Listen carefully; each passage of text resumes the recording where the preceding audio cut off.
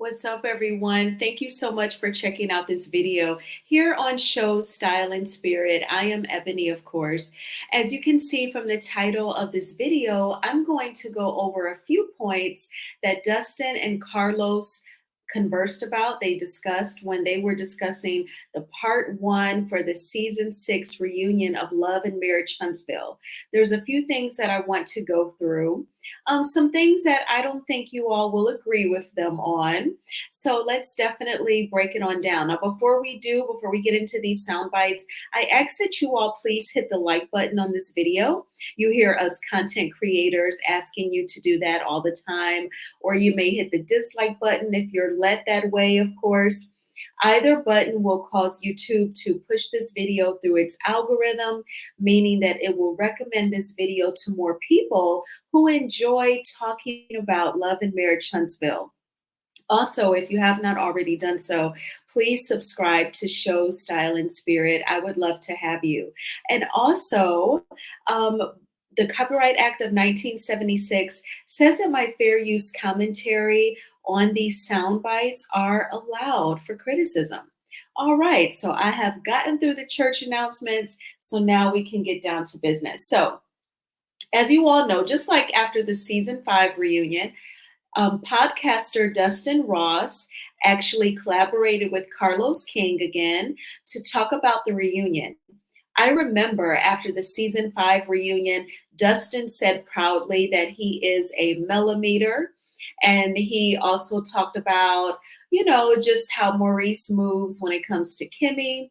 And it was great conversation.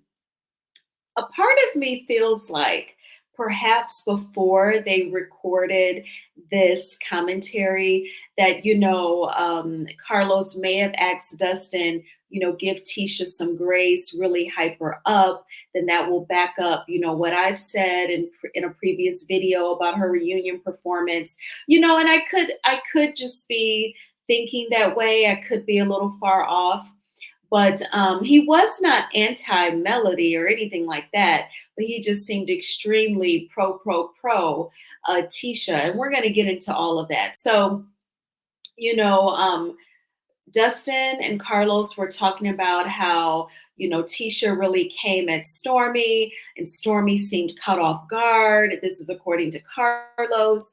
And, Carlos asked Dustin, what do you think about Tisha's rehearsed reads allegedly? He said, a lot of the viewers of the show, they've been saying in comments on videos that Tisha's reads were rehearsed. So I'm going to play the soundbite, and then I want to point out something about what literally happened in the soundbite. Now, just a heads up, Dustin's audio, it's going to be so pure, great quality. And Carlos's audio, it was like he needed to turn up the volume, or he may have been using like a different source for his audio. He's going to sound so much lower than Dustin, but you'll still be able to make out what he says. And here we go. About the comments that we've seen online, just about people saying, oh, Tisha rehearsed her read, she came prepared to say those things.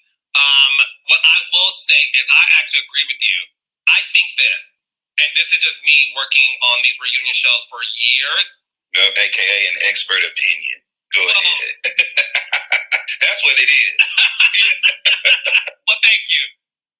Every reality star is sort of like going into a match, whether you are a basketball player, athlete, gambler, whatever it is, where it's a match, you prepare. Michael Jordan doesn't go to a game without like practicing on the court, right? Yeah. So I'm not saying Letitia had reads that she rehearsed in the mirror, like make sure you know. I think Tisha watched the season, saw what was happening online, and said, really? I was trying to like not even make these comments, but come for me, I got you, boo. And to your point, when Stormy brought up the TikTok situation, how much money she was making, that's when Tisha, having knowledge of what she wanted to get off her chest, to your point, said, boom, what pay them people with them TikTok money then? And then my question asked, like, who did she pay, child? She don't pay you what you see. And I was rolling because that was a real in the moment reaction and question and response from you when you said, "So Stormy does pay her invoice." I try to tell the people, and the people don't listen. I try to tell people that I am present at these reunions. I don't come in rehearsed. No. I come in, I say a prayer. I'm like, my prayer every reunion is this: God, make me present. I want to be present. I want to feel the energy in the room. I'm a viewer at the end of the day, so I was like, well, damn, bitch, who you owe? I'm curious about this. So I really did appreciate that we were able to like go there. And Stormy looked like she was caught off guard. What do you think was going through Stormy's mind when Tisha made that comment on top of other comments to the point even? Okay. So now before I give my commentary on what Carlos was saying, Carlos posed the question to Dustin, what do you think about some of the viewers saying that Tisha's reads were rehearsed? But he never let Dustin answer the question. And I've never seen that before. Like Dustin chimed in one time and said, yeah, because you were shocked. You were like, what? Stormy don't pay her invoices? And they started laughing. But he never let Dustin answer that question. He literally answered the question himself. And then he proceeded, as you heard at the end of that soundbite, to ask Dustin something else. That was just like another incident to me where it seemed like the conversation was quite guided and perhaps pre-produced, but definitely everything said here is my opinion and alleged. So what I want to say is that Carlos, I know that you compared Tisha to the legendary Michael Jordan. Now, when athletes train for games, whether it's playoffs or the finals, training comes in the form of working out, cardio, body sculpting, probably making sure that they get enough protein to back up the body, the weightlifting, and they're practicing on the court, their defense, their offense. So when I think of training of Michael Jordan, I think of that preparing for a game.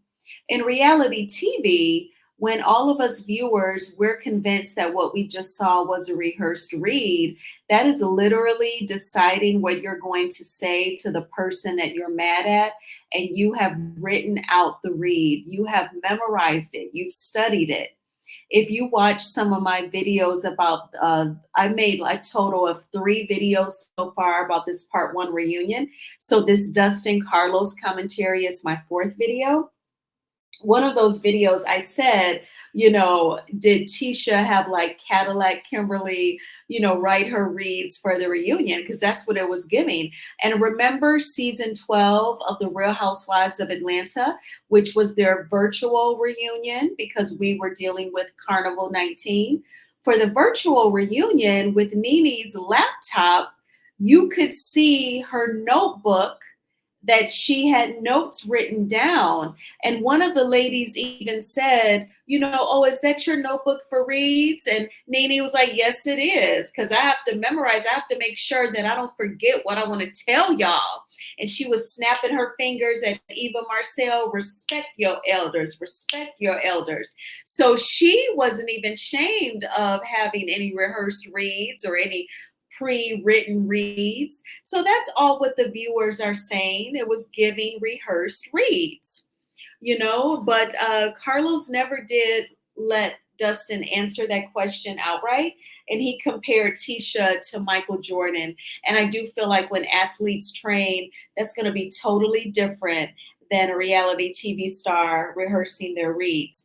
Now, definitely, of course, it's like a lot, like overkill at this point, talking about Maurice and Kimmie's sex life. But I do want to talk about, just something that Carlos tries to say about the viewers and the comments. I feel like this commentary video that he did with Dustin, it was really aimed at trying to check the viewers of the show, Melody supporters, the millimeters. Okay, so I'm going to play this next soundbite and then come back with my commentary. Going through something, we were automatically concerned for her. We're automatically on her side fiercely. That we came out in droves, like whatever Kimmie say is cool, whatever she feels is what it is, and leave her alone while she's going through this. That's how the viewers felt. So certain viewers did want to see a very strong reaction to what they felt was, the unspeakable.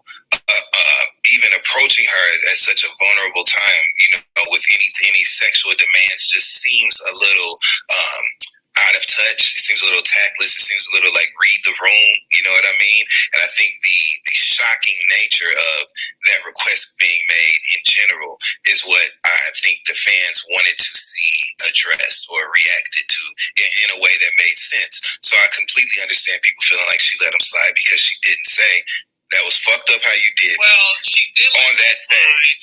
Yeah. So he slid. So, I mean, the electric slide. The cha-cha slide. Slide to the left. Okay. Slide to the right. 2 hops. Okay, that was the cha-cha slide he did. Let me see you. Okay. Okay, hello. So yeah, maybe it was a slide. Oh my God. I need my oxygen boost. But no, to make it to put it quite clear, the oxygen boost. To put it quite clear, we don't like nobody fucking with Kimmie, okay? And we don't like nobody fucking with her while she's going through something. And so to see her, dealing with that serious diagnosis, and to hear him talking about having sex, it just was off-putting for the viewers, and they did want to see her say, hey, Maurice, that's fucked up what you did, you know what I'm saying? And I'm worth more than that. But I think that, again, this is a married couple, a happily married couple who have been together for many years before we all got a view into their relationship. There's a lot of history there, and I think she knows him obviously a lot better than all of us do as the audience. So she was soft to him because that's her husband. They're in a relationship, and just because we don't like something that he did, or we may deem something that he did, really bad, she may have a different reaction, and I think she's 100% entitled to have that. So yeah. Yeah, and I also think, look, we are getting a peek inside people's marriages, and the beauty of this franchise is everybody's marriage is operated differently, right? And there does come a point to me, right, where you have your opinion, and that's fine. But I'm never one to try to tell someone who's in a marriage how their marriage should be operated. Yeah, there's a line there. When it comes to Kimmy and Maurice, like, look, if she dealt with it the way she wanted to, and they're good, I think we all should just be like, that's great. Like, and I think what is unfortunate, because the comments that I read were, again, like, you let him get by so easily, he needs to get checked, and it's like, how are we going to tell somebody how to check their husband? Like, that's the most personal of their business, right? Their sex life as a husband and wife is kind of, we kind of got to look from outside the club on that one. So, you know what I'm saying? That's her choice. She made her choice. And, everybody's going to have a different threshold of what they consider to be, too much for them, or what they consider to be something that they can work through. And ultimately, this was a show that started off, it's called literally Love and Marriage Huntsville. It was about 3 married couples and the worlds that existed around them and that connected them. So we entered this rooting for these 3 couples, right? And unfortunately, Melody and Martell, decided to, or fortunately, depending on how you look at it, they decided to end their marriage, their partnership, and we're rooting for them individually. But we started this thing. Okay, so a couple of things. So Carlos, and I think really like Dustin is there like a buffer. You know, I've watched this interview a couple of times, gathered the sound bites that I thought were really significant, and just playing it now. And now I get to reflect verbally in this video. I think Dustin was a buffer, almost so when if anyone disagrees with Carlos, like myself, he almost thinks like everything won't be aimed at him because it looks like it's both of their commentaries. So Carlos was saying that basically the way I interpreted it, he felt like the viewers were out of line when they leave comments saying, you know, Kimmie needs to check Maurice about the foul things that he said during his interview with Carlos. And Carlos even said, how are you going to tell somebody how to check their husband? Well, Carlos, it's called an opinion. You know, we all have them, just like you have your opinion. You wonder how could the viewers of the show tell Kimmie she needs to check her husband. It is our opinion, you know, based upon how he moves and the ridiculous things that he says about their sex life. You know, and then Dustin said, especially about something so intimate, we got to look from outside the club on that one. Well, Dustin, baby, that look outside from the outside of the club, Kimmy and Maurice, they opened up the window, they opened up the blinds, they pushed back the curtains, they took off their clothes, and then they yelled out the window, you know, Kimmie's got a low libido and Maurice needs sex and she just got to bend over. You know, that's what they said. That's what they have opened up to the world. So we are all just reacting to the material that they give us. The same material, might I add, for a few years now. So, because that was definitely a thing even before Kimmie unfortunately got sick. Because when they had like a couples retreat with Dr. Francis and his wife, they attended that before she got the unfortunate news. I believe it was in that same year, but it was still like before. So, you know, miss me with like, we are just asking them questions about their sex life. Like they did not share that with us. And that's why the people have formed an opinion. Okay. So there is something else that I want to share with you all. This soundbite, you know, I found it to be very interesting in regards to Tisha and Kiki. And I'm going to have to comment on something that Carlos was saying about Keke and how Tisha sprayed her with the whole her and her husband have cheated on each other. But let me just go ahead and play this soundbite and then I'll come back with my commentary. Evident that I think the moment that Keke threw the drink in Tisha's face, I believe that Tisha was like, I'm done. I'm done because, and again, I'm not speaking for Tisha, this is my I think Tisha felt like, look, we're going to argue about some stuff and we're going to do what we do, but fine, let's just respect each other's spaces. And when I saw Keke throw the drink in Tisha's face, now look, I know you talk about her orange sleeveless top, honey, the blouse and all that, child. My part that made me laugh, because I always try to find a comedy in these crazy moments. There was tons in that moment. Right? It's when she said, too bad, get mad, scratch your ass, get glad. Okay. Be mad, scratch your ass, get glad. And next thing you knew, that solo cup was gone. Okay. Like, where did you come up with this? That's why I love the show. It's like, who says that? Like, where did that come from? But I digress. I think there's something to be said, Carlos, right? Before we move too far from that moment, I'm glad you brought that up, that there was a pivot that took place. There was a shift that took place in that moment. As a viewer, based on what I've seen these people's character to be over all these years, I absolutely believe that there was a part of the dynamic between Letitia and Keke where Letitia kind of felt like this whole show situation was her thing. You know, it was something that she started, and I think that her bringing Keke onto the show, right, allowing Keke to participate in this show, however Keke got in, Letitia ultimately, you know, agreed with it. Keke was there. I think that for Keke to then cross a line of behavior like that on camera, I think it made Letitia say, okay, I'm going to disconnect. Because to your point, yes, we can go back and forth, we can argue, we can have these conversations. You're already on my show, and now you crossing that sort of line with me, that will make anyone disconnect, sort of, and take some time to figure out the way that relationship is going to work moving forward. And I think that's what we're witnessing.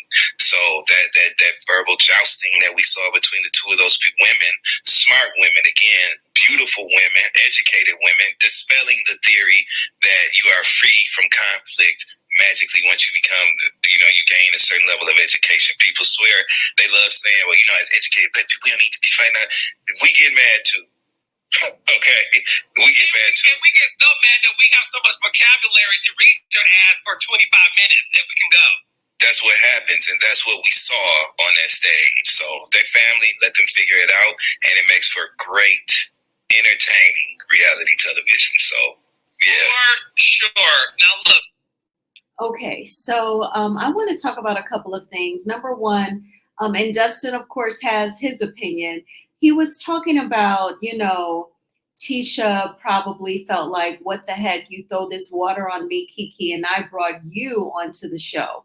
Well, if memory serves me correctly, I thought Melody really opened the door for Keke to come on the show because, she had the pajama jammy jam and the ladies were over there, Stormy, Keke, and Kimmie. It was at Christmas time. And, Keke had her scene with the ladies, and Kimmie took that bone back to Tisha. So I kind of feel like that was probably not 100% accurate when he said that. And I wouldn't go as far as saying that it was Tisha's show. Tisha may have been on the show from season 1, and they may have been cousins. But I don't think it's like, Tisha had to send emails or have like a virtual meeting with Carlos or take him out to dinner and beg him for Keke to be brought on the show. I don't think Tisha had to do all that, and I don't think Melody had to do all of that. But, that's what it was giving for me when Dustin was saying all of that. Now, of course, I do not condone physical violence. I would not want water thrown on me. I do understand human behavior. Nobody is perfect except for God. And Keke said it was a buildup. We all saw Tisha and Marcel blatantly ignoring Keke when she tried to say hello and converse with them. And then she got mad of the disrespect and she returned the energy. And, Tisha kind of set Keke up because she was saying, I'm done with her for speaking on my marriage. But you actually approached Keke and asked her to investigate the rumors between the makeup artist. So stop the cap with this whole Keke was speaking on my marriage and now you're ignoring her and now you're soaking wet. Okay. And then I want to talk about something that Carlos said during this video, this conversation with Dustin Ross. Carlos was saying that he was so shocked to learn about allegedly Keke and her husband cheating on each other because he said that some reality TV stars, they always complain that production never shows their life. They don't show my real life. And then he kind of shaded Martell when he said, even some reality TV stars says that it's all fake and that they're actors. He said, she did not tell anyone about what happened in her and Amin's marriage. But Carlos, from what we can see, we've hardly seen any scenes with Keke and her kids. We haven't seen her talk to her sponsor or therapist about her sobriety journey. We never see those in-depth scenes that could really help a lot of people. You do go there on Bell Collective somewhat, but not nearly as much as you could on Love and Marriage Huntsville. And that could have been a very deep, significant, wonderful moment where you could have used a very popular show to encourage people that there is life after addiction. And, the production team totally dropped the ball on that. But he was literally criticizing Keke for not coming out with the marital issues. And I think it's because Keke was trying to handle one important topic at a time, and she was expecting production to show her sobriety journey. But what do you all think about, Carlos and his commentary? He was extremely opinionated during his video with Dustin.